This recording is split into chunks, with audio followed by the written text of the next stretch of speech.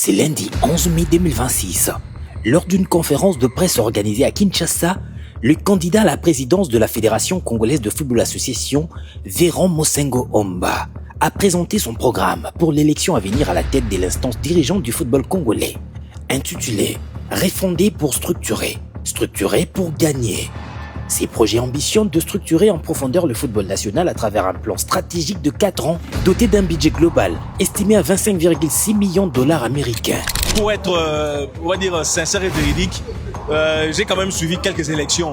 Au niveau de la FECOFA, j'avais rarement vu, on va dire, un programme aussi détaillé. Devant le média, dirigeants sportifs et acteurs du football, Véran Mosengo Omba a détaillé une feuille de route articulée autour de 11 axes stratégiques visant à répondre aux principales difficultés qui minent le football congolais.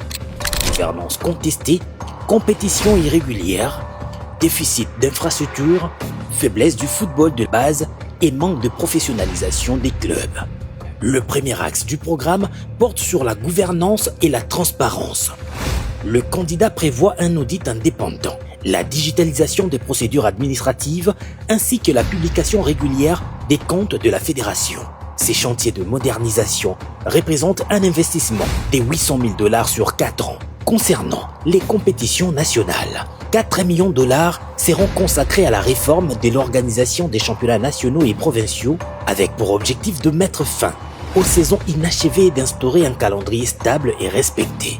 Le développement du football des bases constitue également l'une des priorités majeures du programme. Une enveloppe de 4 millions de dollars est prévue pour renforcer le football scolaire, organiser les compétitions des jeunes et mettre en place des académies provinciales dans les 26 provinces du pays afin d'améliorer la détection des talents. J'ai vu le programme du président Mosengo, du candidat président. En tout cas, j'étais très content sur le problème des jeunes.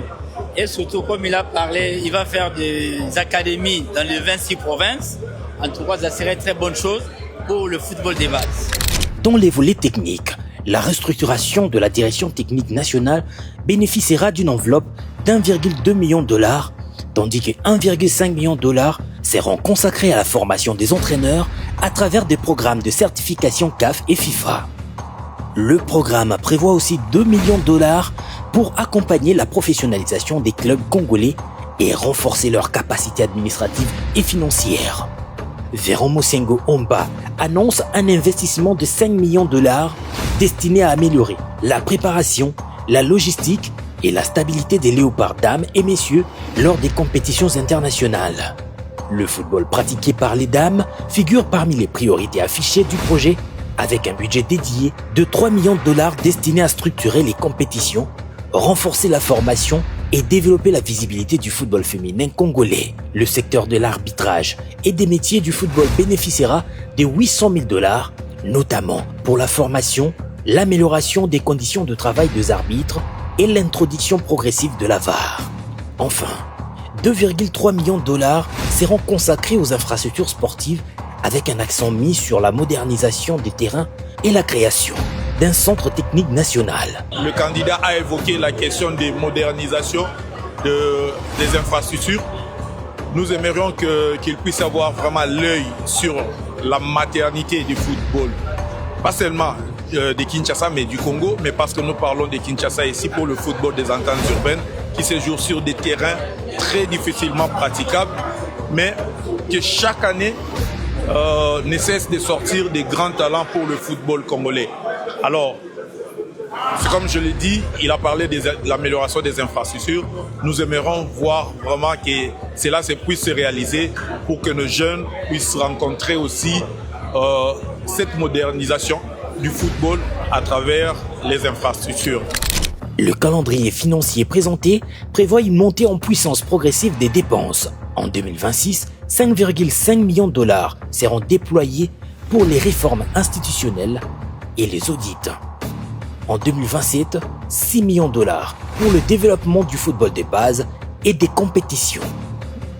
En 2028, 6,5 millions de dollars consacrés aux infrastructures et à la formation technique.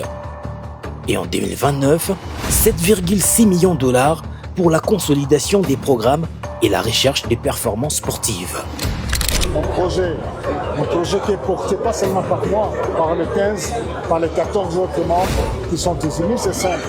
Les priorités, je l'ai indiqué, qui sont simples. C'est restaurer la gouvernance et la crédibilité de la fédération. Ça, c'est très, très important. C'est très important qu'on retrouve notre respectabilité. Ensuite, je dis sans désordre, ensuite, il faut investir dans la formation.